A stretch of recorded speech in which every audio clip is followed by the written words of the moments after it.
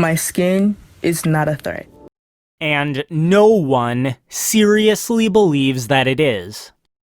If this video was really written by an 11-year-old kid who believes that the color of her skin is a threat, might I suggest that's the fault of her parents for pounding such nonsense into her head, not the result of any objective facts regarding being black and living in America.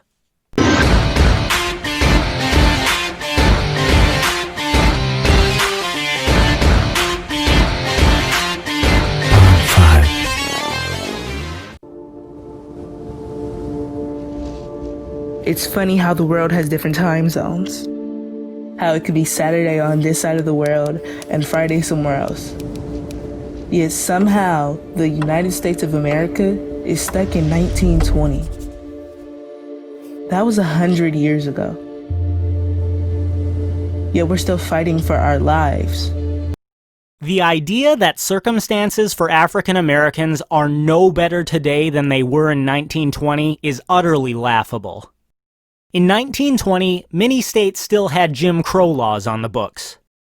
Can you imagine what would happen to any 2020 business if they tried to hang a whites only sign in the doorway?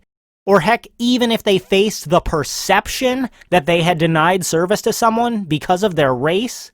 It would be national news and the business would be burned down by a rioting mob.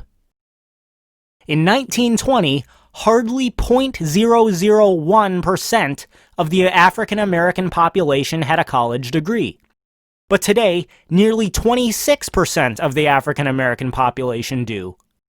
In fact, all other circumstances being equal, being black today actually increases the chances that you will be admitted to top universities or hired for high-paying government jobs, thanks to affirmative action. But what about being an African American dealing with the justice system? Well, research conducted by Lois and Stephen James and Brian Villa in 2016 found that blacks are actually less likely to be shot by police than whites, assuming identical sets of circumstances. Meanwhile, research conducted by the Center for Equal Opportunity found that black criminal offenders are far more likely to get lesser sentences or just get off than their white counterparts convicted of the same crimes.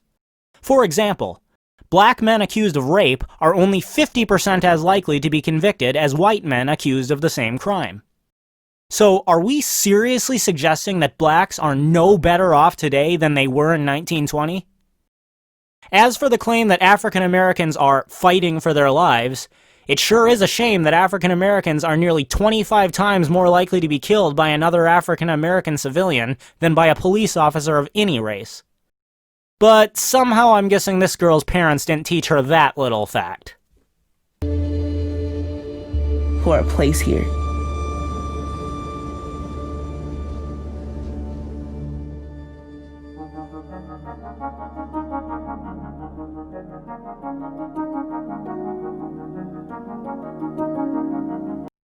And the fact that this is what an 11-year-old girl had to say about race doesn't show that she's been the victim of racism.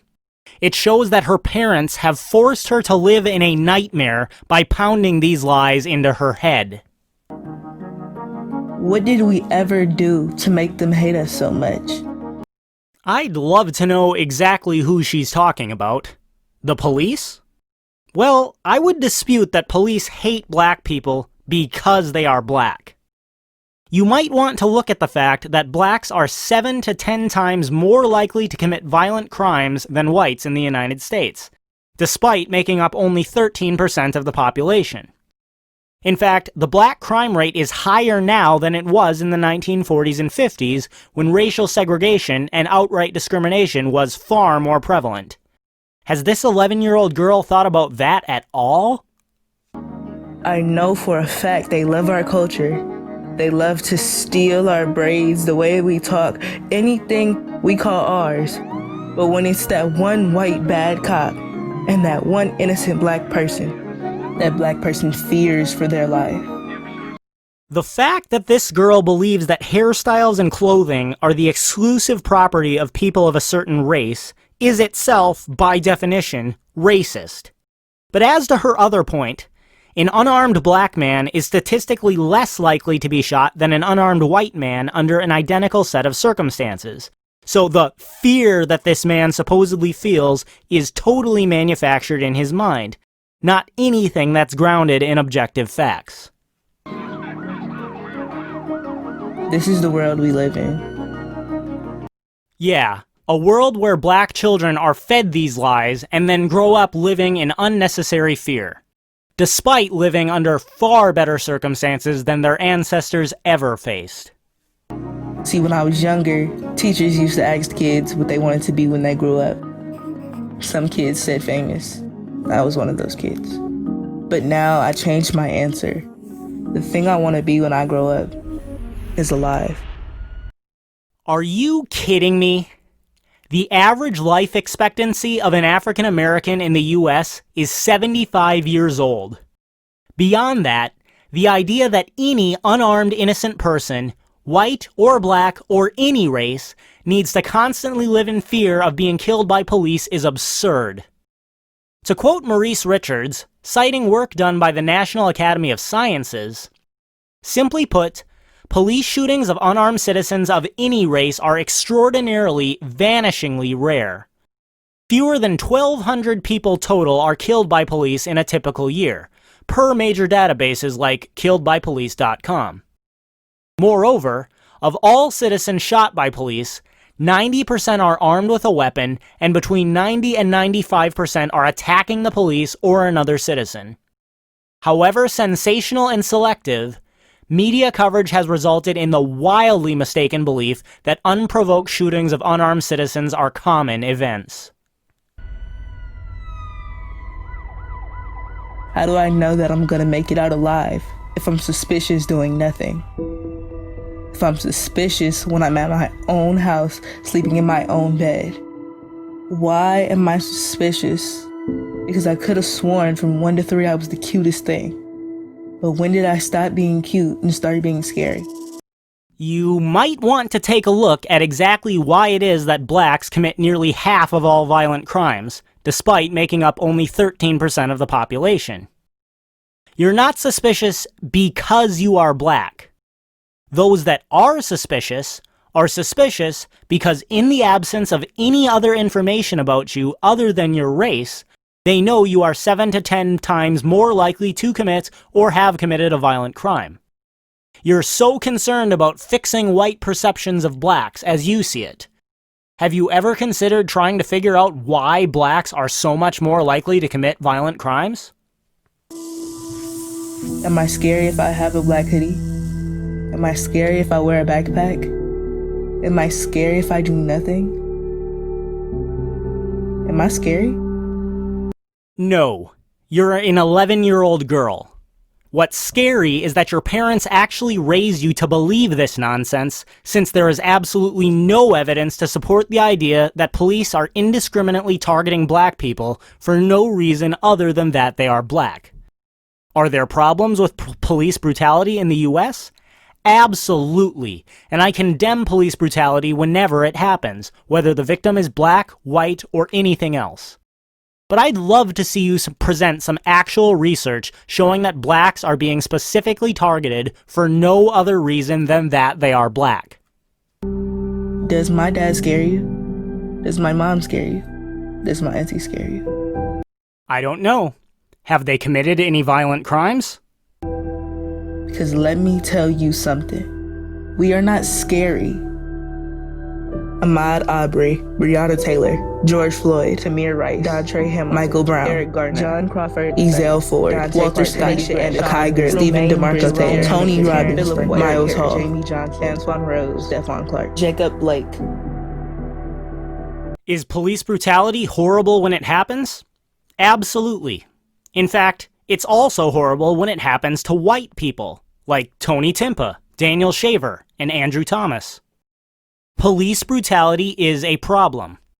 The question is, are innocent, unarmed blacks more likely to be killed by police because they are black? Or are blacks more likely to be killed by police as a percentage of the population because they commit a disproportionate amount of violent crime? Research strongly suggests the latter.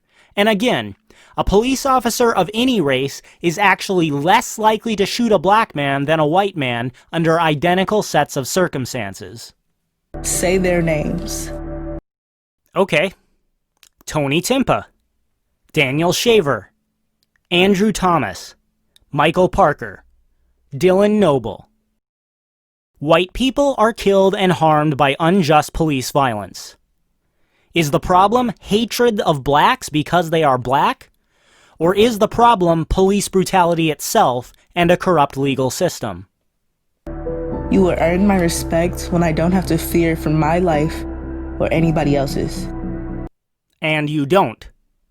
You'll earn my respect when you become an advocate for understanding why and looking to change the fact that African Americans are so much more likely to commit violent crimes.